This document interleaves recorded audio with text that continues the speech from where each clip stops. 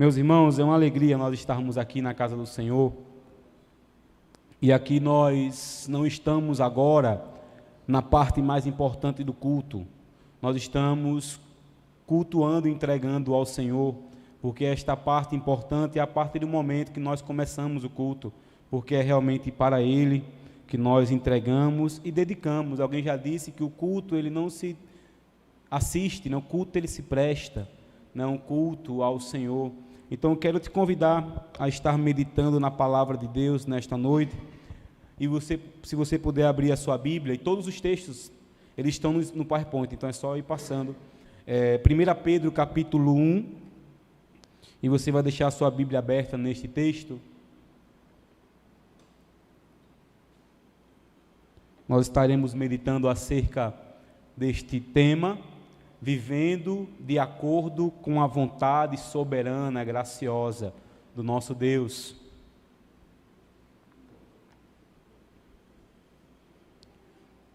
Nós sabemos que existe um padrão, né? Fomos criados, somos feitos para o louvor da sua glória, e o texto que eu quero usar está em 1 Pedro, mas algo que nós podemos fazer é meditar acerca de que padrão é esse.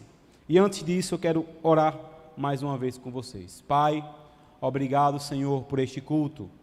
Obrigado, Senhor, por este momento de pregação da palavra.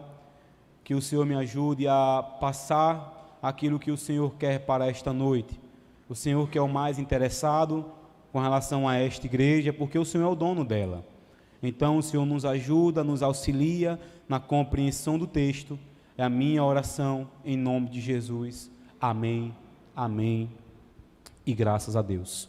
Meus irmãos e minhas irmãs, algo que nós precisamos começar entendendo é que, de fato, existe um modelo e um padrão que Cristo quer para nós.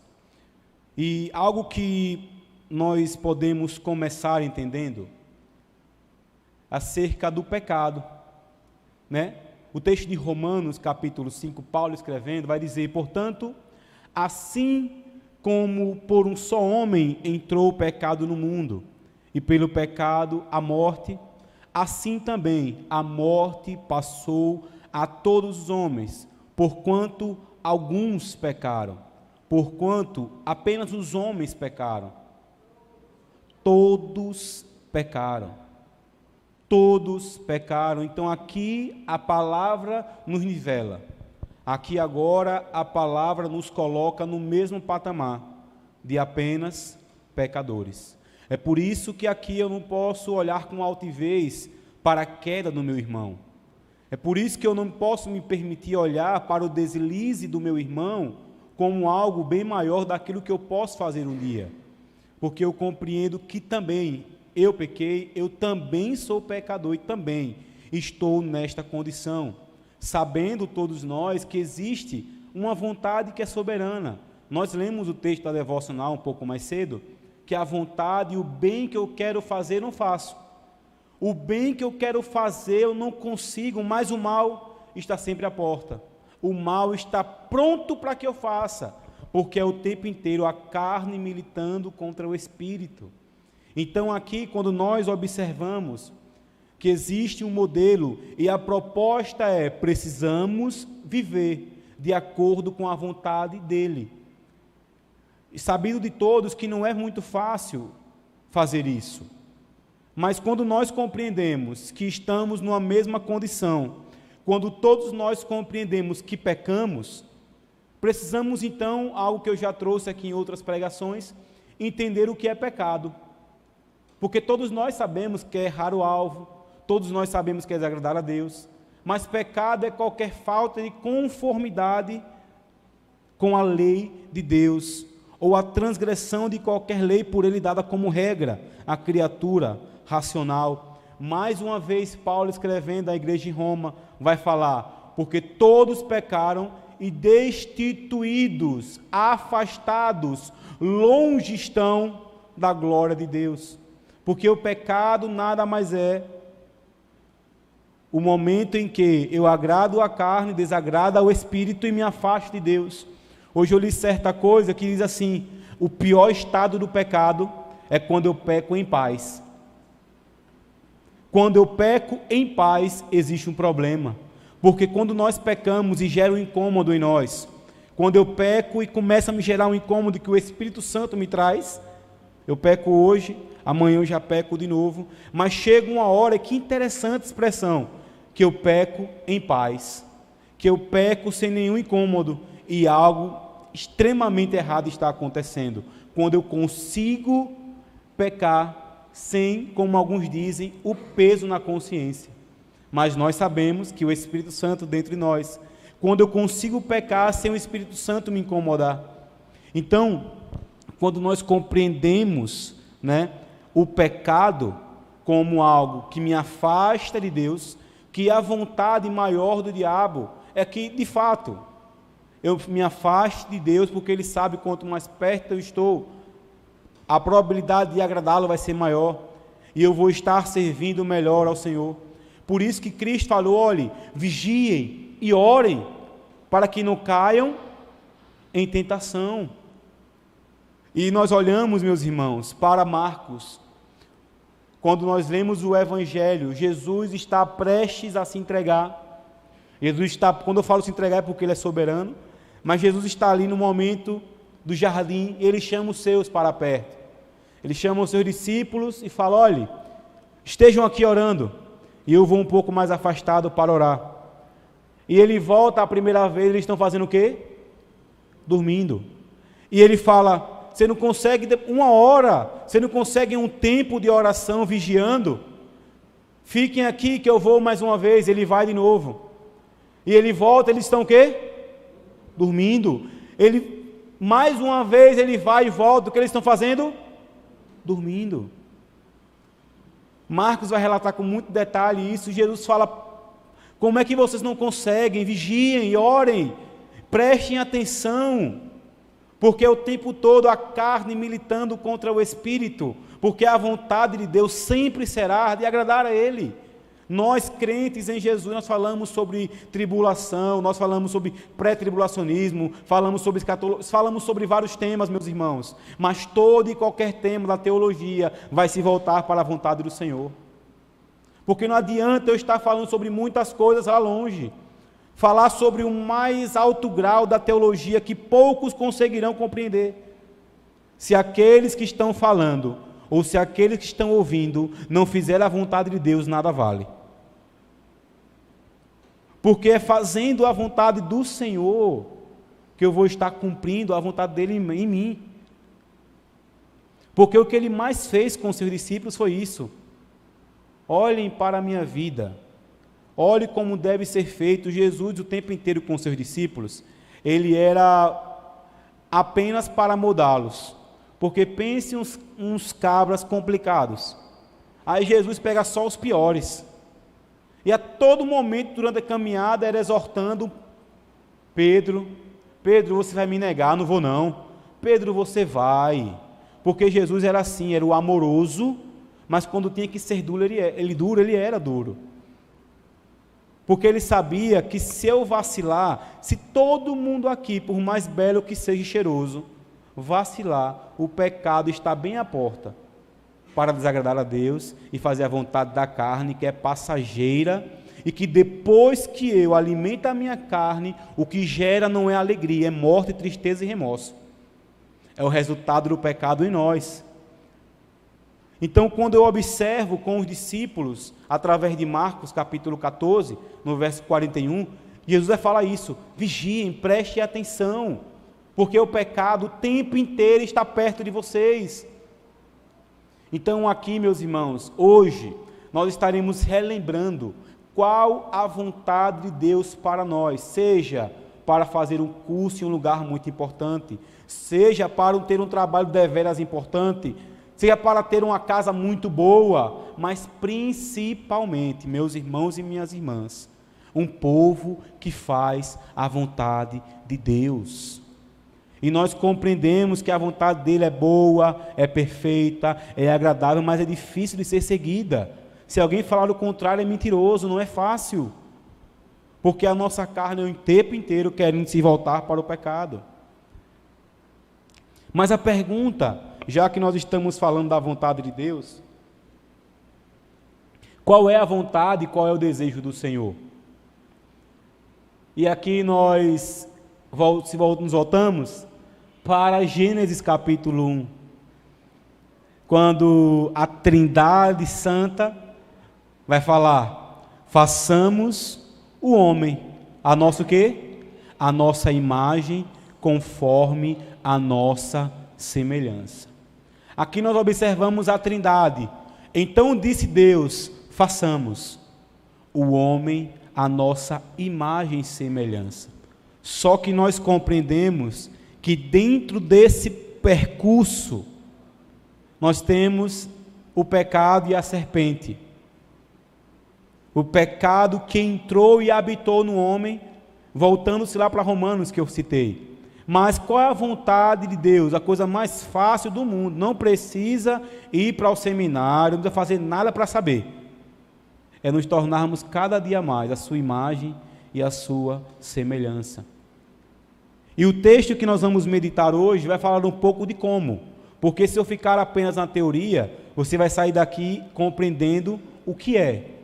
Mas o meu objetivo é que você saia daqui aprendendo como fazer. E ele nos deixou um modelo, mais uma vez Paulo escrevendo à igreja em Filipe. Ele vai dizer em Filipenses 2, que modelo é esse?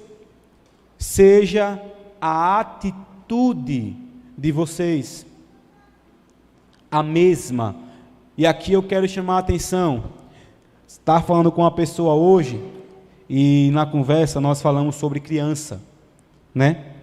E quando Jesus vai falar sobre as crianças, se tem um público que Jesus priorizou, foram as crianças.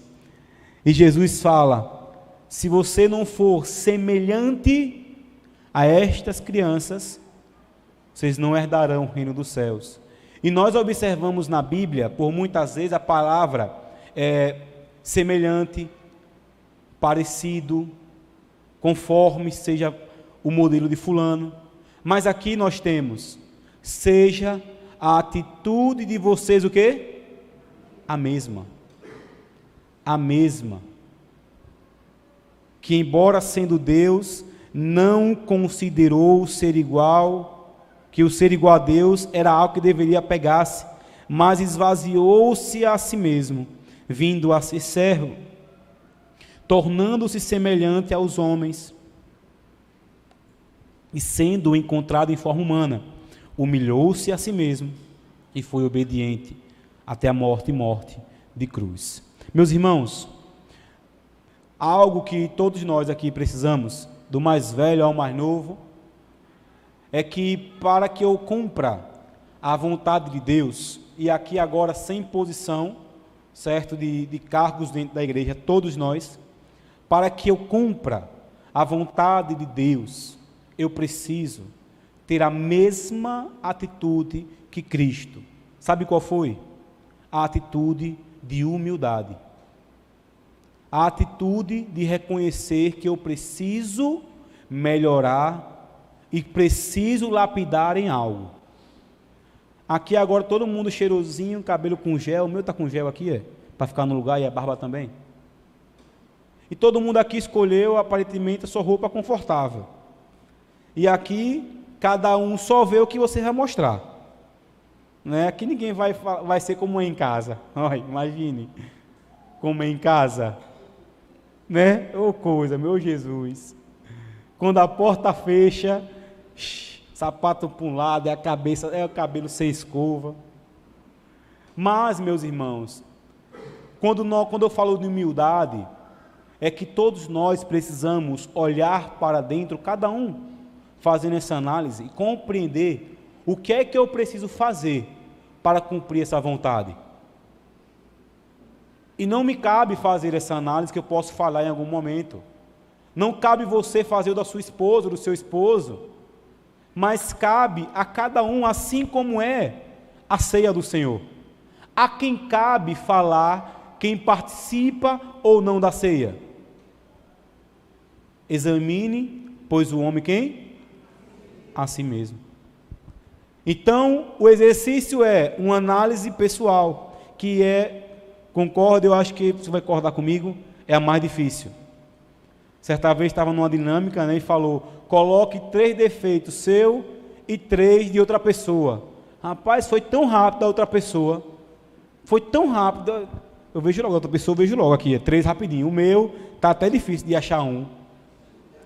Mas quando é para olhar o do outro, é bem rápido. Por isso que o texto fala o quê? Tire primeiro a trave que está no seu olho, para depois você olhar o cisco no olho do seu irmão. Então, quando nós observamos o modelo que Cristo quer para nós, e tudo vai partir desse modelo que eu vou falar aqui, é de ter uma humildade para uma autoanálise. Porque se eu vou até Cristo soberbo, com o coração altivo, achando que eu não preciso melhorar em nada, eu não vou conseguir mudar. Porque para você levantar o seu braço e falar, eu aceito Cristo como meu Senhor e como meu Salvador, tem que ser a pessoa mais humilde do mundo para fazer isso. E mais corajosa também. Porque é algo que você tem que ter, olha, realmente, eu preciso desse Cristo Jesus. Eu realmente compreendo que a solução é Jesus Cristo. Porque muitos não compreendem a necessidade de ter um Senhor, porque já é o próprio Senhor da sua vida. Então, o crente, por si só, já carece de alguém que é Cristo. Então, quando nós observamos Paulo escrevendo esse texto, vai nos dizer, olhe, para fazer a vontade de Deus, tem que ter humildade de coração. Para fazer a vontade de Deus, você tem que ter a mesma atitude de Cristo Jesus, que mesmo sendo rei, se fez carne e habitou entre nós. Chicoteado, zombado, cuspido no rosto, zombado, como o texto vai falar nos evangelhos, eles cuspiram em Jesus, eles bateram em Cristo, eles zombaram de Cristo Jesus, mesmo ele sendo o Rei e Senhor dos senhores. E ele passou por tudo isso para nos ensinar também com relação à sua humildade e à sua grandeza. Porque ser humilde não é você parecer simplório, roupa rasgada, sem sandália. Ser humilde é entender que a nossa força não vem do meu braço, mas do Senhor. Ser humilde é entender que se alguém se gloriar, glorie-se do Senhor. Então, meus irmãos, eu quero com vocês nesta noite meditar acerca desse texto, 1 Pedro, capítulo 1, e nós estaremos, se assim o Senhor permitir, lendo do 17 ao 25. Se por acaso ficar pequeno aí na projeção, você pode acompanhar na sua Bíblia. Diz assim: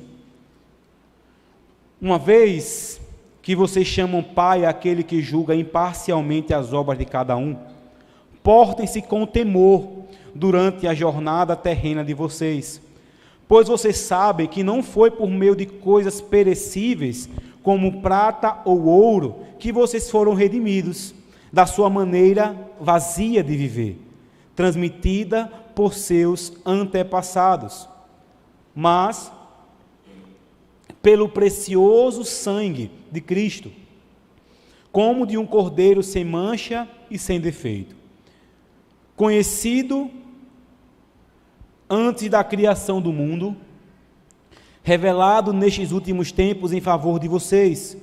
Por meio dele vocês creem em Deus, que o ressuscitou dentre os mortos e o glorificou, de modo que a fé e a esperança de vocês estão em Deus.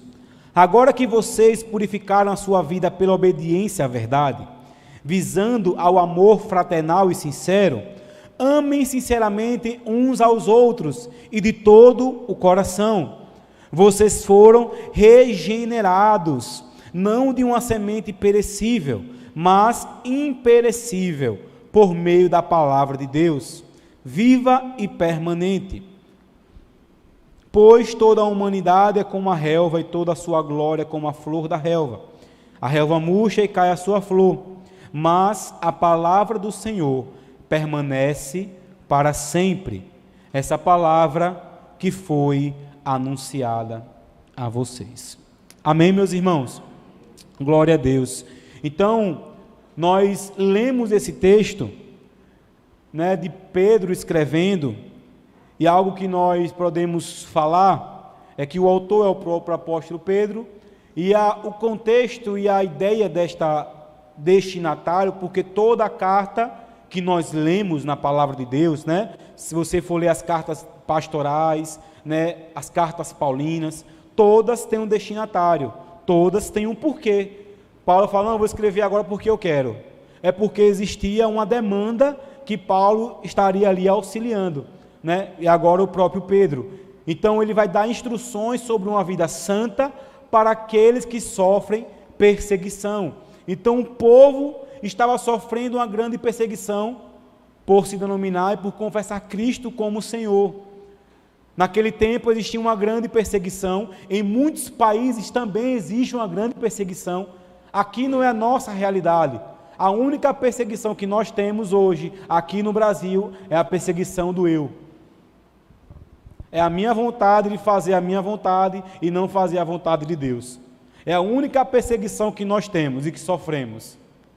É a perseguição de querer fazer sempre o que eu quero e nunca o que Deus quer, porque sempre o que Deus quer me gera um incômodo e eu fico sem querer fazer, porque eu tenho que me humilhar para fazer. É pedir uma desculpa, como nós ouvimos hoje pela manhã aqui. Que tempo maravilhoso, abrindo esse ato aí, né? Que tempo maravilhoso tivemos hoje pela manhã aqui, um casal missionário com outras duas pessoas também, falando sobre casamento, né? Trouxeram um livro também para vender aqui, e a missionária falou, né? Palavras difíceis de falar, me perdoe, né? Eu errei, e desculpa. Palavras difíceis de falar, porque é um confronto dentro de nós. E mais difícil ainda é falar essas palavras para quem está mais perto, quem está ali junto, quem está ali vivendo a vida com a gente. É mais difícil falar essas palavras. Então a perseguição que nós vivemos não é uma perseguição de livros queimados, não é uma perseguição de Bíblia destruída, é uma perseguição da minha vontade de não fazer a vontade de Deus. E olhando esse texto, e interessante é que a carta, né, 1 Pedro, caracterizada como uma carta de separação do sofrimento, da perseguição, do sofrimento e da glória, de esperança, de peregrinação, de coragem e de como uma carta de lidar com a verdadeira graça de Deus. Porque na verdade, eu só consigo fazer a vontade dele pela graça, pela misericórdia do Senhor. E eu quero agora aplicar esse texto. E a primeira coisa que nós devemos fazer para cumprir a vontade de Deus está no verso 17. Vamos ler todos juntos o verso 17, por favor? Uma vez que vocês chamam Pai aquele que julga imparcialmente as obras de cada um, portem-se com temor durante a jornada terrena de vocês. E aqui nós temos algo interessante. A palavra temor, nós ouvimos muito. Nós compreendemos às vezes como medo, e é uma das suas qualificações, inclusive. O temor, ele pode ser primeiro um temor santo, que significa ter grande temor ou respeito pela majestade e santidade de Deus. O temor santo, o temor diante da glória de Deus, assim como aconteceu na crucificação. Os soldados zombaram de Jesus, a Bíblia fala isso. Mas depois que ele entrega o seu espírito e o templo do véu se rasga de uma ponta a outra, a Bíblia fala, e eles temeram e disseram, verdadeiramente, este é o Filho de Deus. O temor diante da grandeza de Deus. Nós temos também um temor filial, baseado na reverência correta dos filhos de Deus por seu Pai celestial. Um amor de pai para com o filho, e não medo, porque para cumprir a vontade de Deus, eu me relaciono com Ele. Uma troca por medo, algo está errado. Se eu sirvo a Deus na igreja, por medo da mão poderosa sobre mim, tem algo errado. Eu sirvo porque eu entendo como vai falar, pela reverência que eu tenho a Cristo Jesus. Por isso que não cabe na igreja ninguém fazer nada obrigado. Não cabe na igreja ninguém fazer a vontade de Deus obrigado porque alguém obrigou. A vontade tem que ser de livre, espontânea e espiritualmente. Então existe outro temor, um temor pelo pecado imperdoável, que é causado pela obra da lei no nosso coração e o conhecimento da palavra de Deus. Por exemplo, o temor de Adão quando pecou. Adão estava com Deus no cair da tarde, mas a serpente, toda a história, toda a herança que conhecemos, mas depois Adão sente medo. E Adão se esconde da presença que ele sempre esteve. Adão sentiu medo de uma presença que ele conhecia. Por conta do quê? Do pecado. E um outro é um medo, temor ou terror da santidade de Deus por parte dos ímpios na vinda do Senhor. E aí realmente é o medo. Então, quando nós olhamos o temor na palavra, tem todos esses significados. Por isso que a vontade de Deus tem que partir do relacionamento do filho com o pai. E aqui nós levamos para o relacionamento interpessoal. Não existe relacionamento e intimidade unilateral. Eu não tenho como ser seu amigo, só eu me abrindo para você, sem você se abrir para mim. Tem gente que ama saber da vida do outro, mas odeia falar da vida dela para você. Tem gente que você não pode parar. Como está a família? E o emprego está bem? E o trabalho está bom? E a família? Como é que estão as coisas? Mas eu pergunto, como foi hoje? Rapaz, foi normal. Relacionamento não se dá de maneira unilateral. Relacionamento se dá uma troca de uma pessoa para com outra.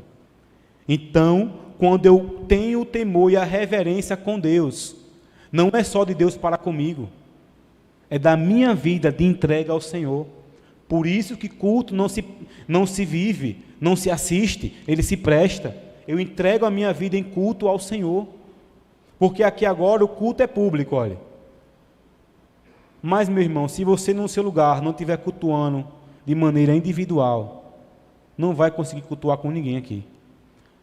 Às vezes tem gente que entra na igreja com o coração lá em Itabaiana, longe, vamos ficar de pé, vixe, de novo, senta, na academia do crente é a igreja. Levante a mão, vixe, eita trabalho, meu Deus. Terminou o culto, vixe, que demora aquele culto, o culto demorado. Então, meu irmão, quando nós temos um relacionamento com Deus, de cumprir a sua vontade, mas não por medo, no temor de medo, mas no sentido de um amor filial, porque é assim que nós o conhecemos. E Ele nos deu o direito de chamá-lo de quê? De Abba Pai. E Abba Pai é a expressão em aramaico para se chamar paizinho. É o filho chamando o seu pai, correndo nas ruas de Jerusalém. Abba, Abba, chamando o seu paizinho. Então a vontade de Deus, ela tem que ser no sentido de um amor do seu filho para com o seu pai. E aquele só corrige a quem o quê? A quem ama. Alguém já disse que o maior desprezo que nós podemos ter não é a mão pesada de Deus sobre nós, não é um pecado e uma terrível doença. Diz que o maior e mais desprezível é quando o Senhor vira as costas. É quando a pessoa se entrega. Certa vez aconteceu isso. Nós estávamos lutando para trazer uma pessoa de volta para os caminhos do Senhor. E essa pessoa, com essas palavras, sem tirar, sem impor nada, ela falou: Neto, eu gosto muito de você. Nem sonhava fazer seminário ainda, tem muitos anos.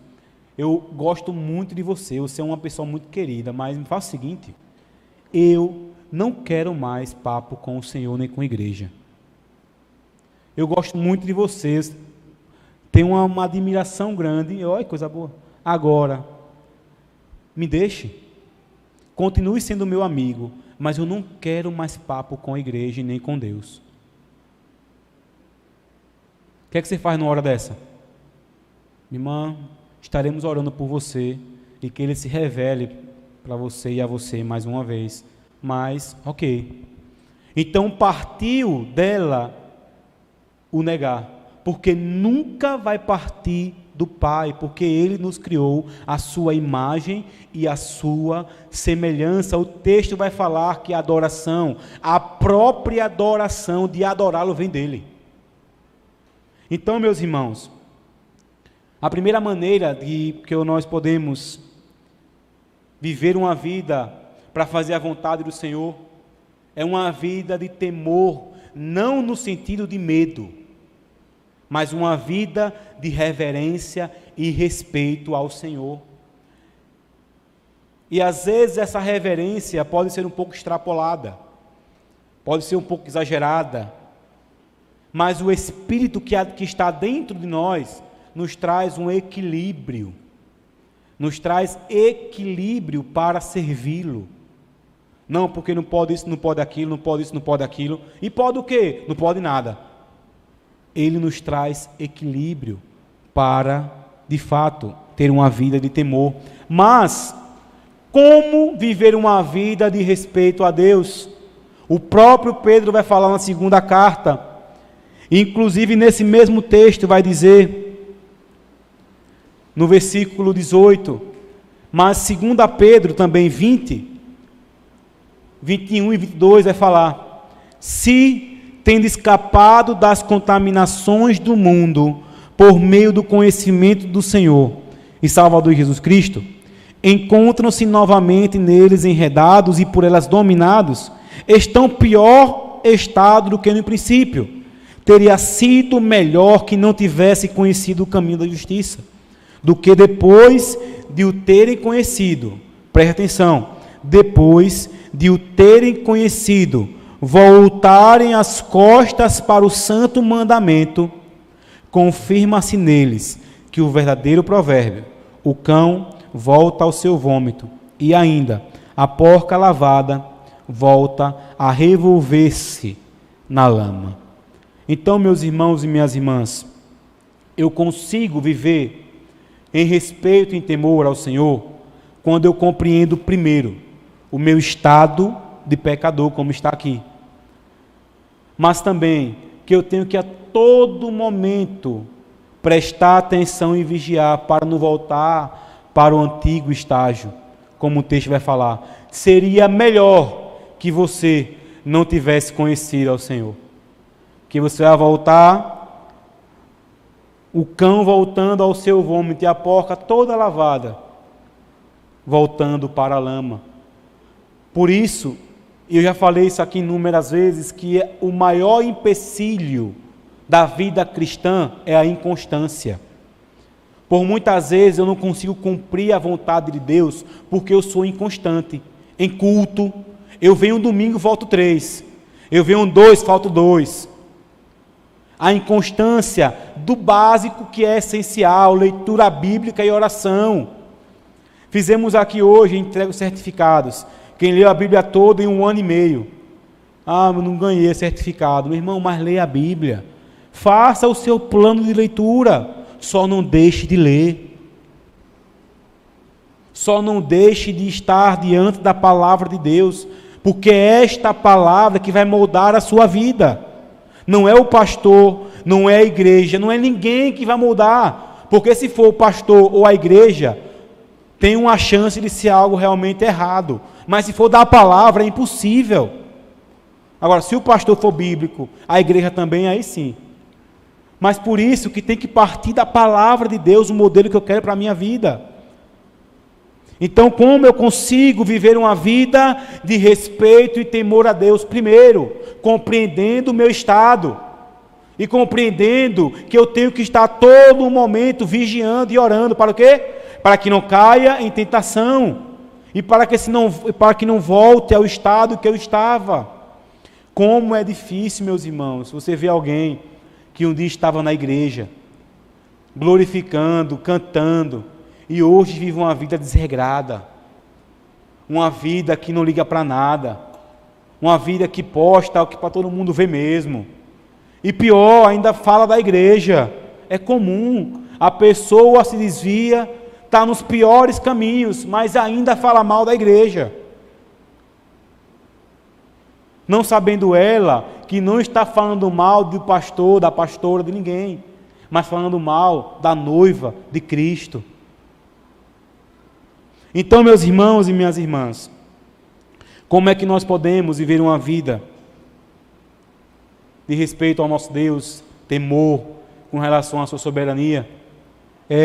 De fato, primeiro, reconhecendo o meu estado de pecador, conhecendo a minha natureza.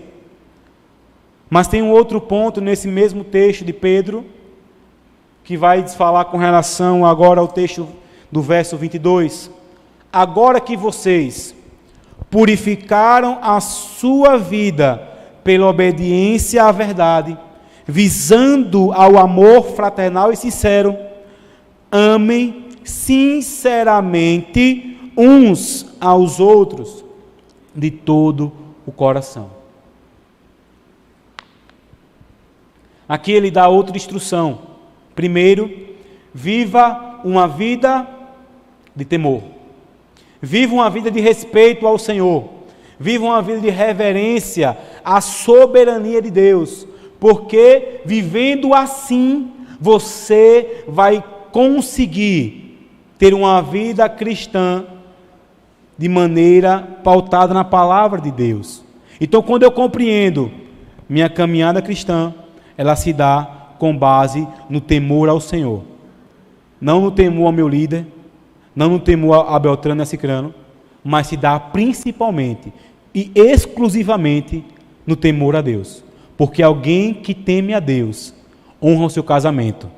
Alguém que teme a Deus honra os seus relacionamentos. Alguém que teme a Deus honra os seus princípios e valores. Por quê? Porque honra a Deus. Porque se você honrar por conta de alguém, você vai fraquejar. Por isso que muitos se desviam quando um líder cai. Porque o seu temor e a sua reverência se resumia àquela pessoa.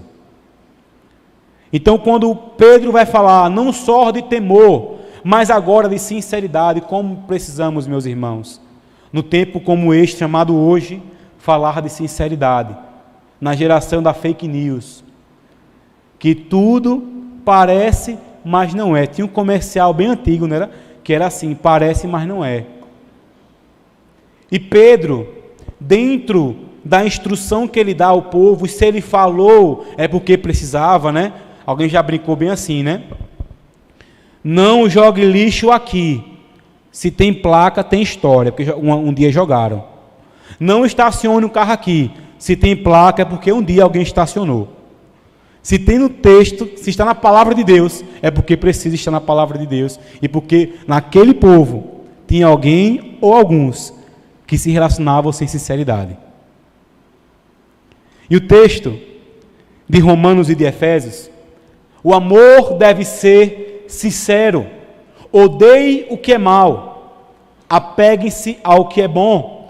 Antes, seguindo a verdade em amor, cresçamos em tudo naquele que é a cabeça, Cristo Jesus. Então, meus irmãos, para que eu cumpra e para que eu faça a vontade de Deus, eu preciso de sinceridade. Porque aqui nada mais é do que relacionamentos. O que é igreja? Relacionamentos. Não tem como viver igreja sozinho. Nem cabe na mesma palavra igreja e solidão. Não cabe na mesma palavra. Precisamos nos relacionar. Ah, pastor, mas eu venho aqui, ninguém fala comigo. Claro, sai correndo, está fugindo da polícia, é uma correria braba dessa. Eu chego na igreja, eu entro e saio, parece que ninguém me vê. Claro. Esqueceu no fogo feijão, foi uma carreira dessa. Mas tem que ser intencional. Eu tenho que querer me relacionar. E com base na troca, na comunhão da sua igreja, vamos sendo moldados, vamos sendo capacitados, equipados, para fazer a vontade de Deus. Porque aqui nós aprendemos, aqui nós ouvimos, seja no culto público, o pastor pregando, alguém pregando, seja no culto de terça, no culto no lar, e nesses momentos vamos trocando experiências e crescendo, mas para isso, precisamos ter sinceridade. Como eu falei no começo, repito, não existe, meus irmãos, relacionamento só de um lado da moeda. Claro que você não vai se abrir com todo mundo, né? Porque até para isso tem que ter relacionamento. Para você compartilhar algo com alguém, você tem que conhecer. Eu falei sobre isso na última pregação, né? Para você compartilhar com alguém, não é apenas encontrar um ambiente confortável. Um ambiente só tem eu e você. Mas também um ambiente confiável, que eu sei que o que eu compartilho com você, o outro não vai saber. Então, por que Pedro falou? Porque é importante. E se está na palavra de Deus, é inspirado por ele. Então, a primeira coisa, para se cumprir a vontade de Deus, é o quê? Temor, respeito e reverência à palavra dele e a ele. A outra coisa é amor sincero.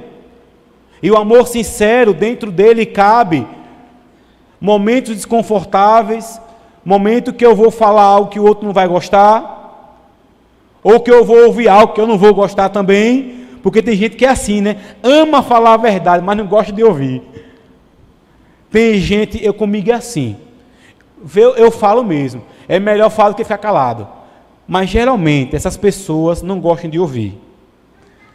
Quem é muito sincero, não gosta que o outro seja. A maioria é assim. Então, num relacionamento, vai existir momentos que eu vou falar, rapaz, eu gosto muito de você, Vaso, mas você está errado. Relacionamento sincero. E todos nós aqui podemos buscar isso. Faz parte de fazer a vontade de Deus. E por que, pastor, eu consigo? Qual é a garantia que eu tenho que eu consigo viver de maneira respeitosa e de ter temor a Deus? O próprio Pedro vai falar, e a própria palavra tem a resposta. Porque somos um povo regenerado. Verso 23, vocês foram não de uma semente perecível, mas imperecível, por meio da palavra de Deus, viva e permanente. Glória a Deus. Por isso, meu irmão, céus e terra vão passar, mas a palavra nunca. É por isso que tem uma canção famosa aí, né? Que a igreja, ninguém vai derrubar, vencer a igreja do Senhor, né? O Coliseu não parou a igreja. Meus irmãos, desde que essa Bíblia, que está no seu colo, o livro mais impresso do mundo, por conseguinte o mais lido provavelmente, mas o mais impresso, em várias traduções, há tantos séculos, queimado, rasgado, destruído, e ainda assim continua chegando às pessoas, porque é a palavra de Deus. E ele vai falar, vocês foram regenerados, não por uma coisa passageira, vocês foram regenerados, não por um evento ou um culto que mexeu com sua emoção. E alguém já disse, né, quando tem congresso, conferência, a conferência, ela tem uma relevância de até 8 semanas, depois a pessoa já esquece de tudo que ela ouviu ali. Você só sai da conferência pegando fogo, voando, dando mortal para trás. Eu amo Jesus, mas depois começa a esfriar. Mas quando, meus irmãos e minhas irmãs, a palavra de Deus penetra no coração do homem, ele tem uma vida regenerada. É por isso que o que nós fazemos aqui é ler a palavra de Deus. Quando os discípulos estão na pesca chamada maravilhosa, eles pescam a noite toda. Imagina o trabalho, meus irmãos, de pescar e não vinha nada. E nada. Aí vem Jesus. chutando assim a água, entrando e fala: irmão, joga para o outro lado agora. Fala: ah, não, pelo amor de Deus, pô. Fazer o quê? Rapaz, joga para o outro lado. A mesma palavra que aquele homem falou é a que nós temos na palavra de Deus. Sabe o que eles disseram? Não pescamos nada, mas porque o Senhor está falando, eu vou fazer. Eles jogam a rede e as redes começam a se rasgar e os companheiros começam a chegar, porque foi abundante aquela pescaria. Por quê? Por conta da palavra de Deus. E o que é que você tem no seu colo aí? A palavra de Deus, que é viva, poderosa e eficaz. Por isso que nós conseguimos, meus irmãos e minhas irmãs, viver uma vida baseada na vontade de Deus.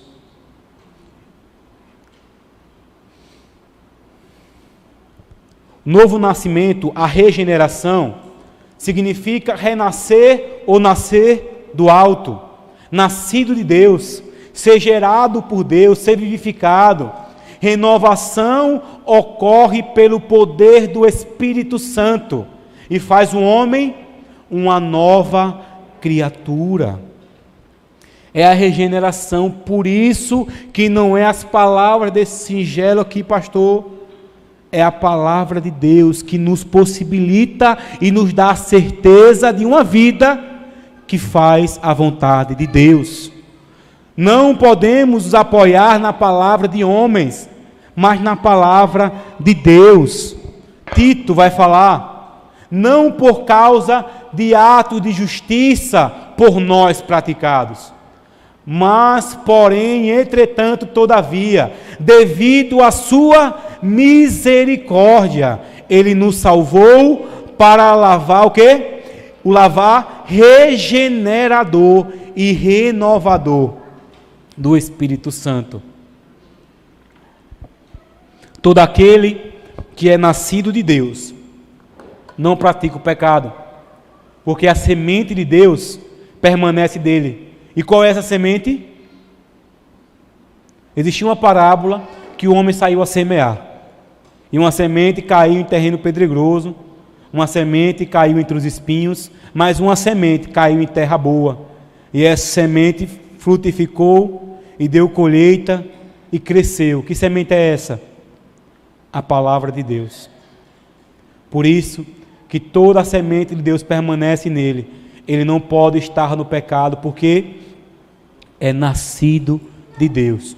Tudo isso para falar que nós temos a chancela, nós temos a garantia do próprio Cristo, através da sua palavra, que nós podemos fazer a vontade de Deus. Então hoje, você sai desse lugar, não porque o pastor falou que você pode. Sai daqui não porque o pastor acha que você pode. Você sai daqui hoje, eu saio daqui hoje, porque a palavra está dizendo que eu sou nascido de Deus. É a palavra de Deus, meus irmãos. Palavra poderosa. Se você puder gravar um texto, grava esse texto aí de Tito. Mas, devido à sua misericórdia, nos salvou pelo lavar regenerador. E o texto de Hebreus vai falar: Ele nos limpou com o seu sangue, e não precisa agora ficar toda hora limpando, não, porque foi o precioso sangue de Jesus que nos lavou de uma vez por todas. Por isso que eu não preciso ficar toda hora: Senhor, me salve, amanhã, Senhor, me salve de novo, Senhor, me salve, eita, perdi a salvação. Meu irmão, uma vez que você se entregou a Jesus, o seu nome foi escrito no livro da vida, e você foi regenerado, e ninguém poderá separar você do amor do Senhor.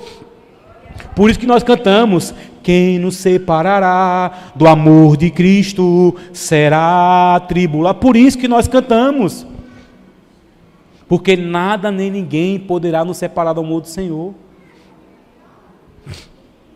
Aqui eu trago, já caminhando para o final, uma frase de um pastor conhecido chamado John Piper, que ele vai dizer: o novo nascimento não é sobre melhorar quem você é sobre criar um novo você. O novo nascimento em Jesus não é eu já sou bom, Entrei para a igreja para ficar melhor ainda. Não, meus irmãos, eu era horrível. Eu era o pior que existia. Entreguei minha vida a Jesus para ser uma nova criatura. E no lavar regenerador. Assim como aqueles leprosos, sabe? A Bíblia fala que tinha 10 leprosos, Jesus fala, vá lá. E a Bíblia fala que eles não foram limpos imediatamente. Ok? A Bíblia fala que enquanto eles caminhavam, a lepra foi os deixando. No caminhar, eles foram sendo limpos, se tornaram uma pessoa agora pura, limpa. Então, o novo nascimento não é para melhorar quem você é, porque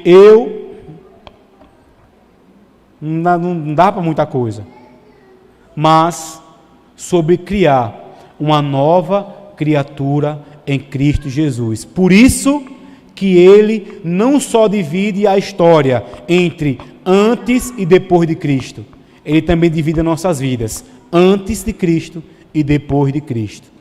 Antes de conhecer a Ele, depois de conhecer a Ele. Antes soberbo, depois humilde. Antes até procrastinador, agora aquele que cumpre as coisas. Antes aquele que não honrava a família, agora aquele que honra e que ama e que cuida. Então ele não só divide a história, mas divide também as nossas vidas entre antes e depois de Jesus de Nazaré. Mas eu não posso encerrar com uma frase de um homem que nós conhecemos. Eu prefiro encerrar com o texto da palavra de Deus, do texto que nós lemos aqui. Vamos ler todos juntos? Mas a palavra do Senhor permanece para sempre. Essa palavra que foi anunciada, a palavra que permanece para sempre. É a palavra do nosso Deus. E que essa semente poderosa, ela germine naqueles que ainda não têm, mas naqueles que já experimentaram, ela continue a falar e a mover os nossos corações para uma única direção, e a direção é fazer a vontade do Senhor.